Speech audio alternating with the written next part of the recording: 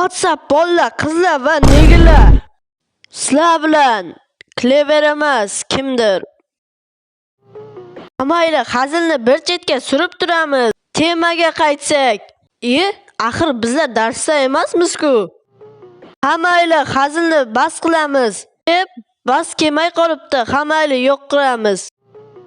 Ha, aytgancha mavzuyimiz Herobrine haqida edi-ku. Ha, rostdan ham u Herobrine. Sizlar ko'rib turgan narsa rostdan ham Herobrine bo'ladi. Bugungi videoda o'sha Herobrine haqidagi hech kim bilmaydigan emas, hamma biladigan faktlarni aytib chiqamiz. Ha, demak bilib oldik bizlar. U Mahmudjon Mahamad derkan. Mayli, Herobrine haqidagi hamma faktlarni aytib chiqaman. Hamayli bu bilan tanishib olinglar. Bu kal Minecraftni yaratgan desam ishonasizlarmi? Ishonmanglar, u faqat bomj edi. Hamayli u Minecraftni yaratgan. Uni Notch deydilar, lekin haqiqiy ismi Markus Persson.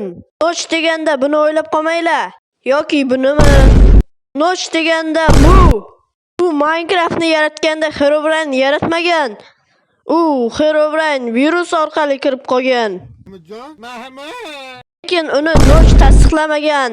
O'zi bu kimni tasdiqlaydi? Lekin sizlar qo'rqmanglar, Herobrine Notchni akasi ham, ukasi ham emas. Shuning uchun bemalol o'ynayveringlar.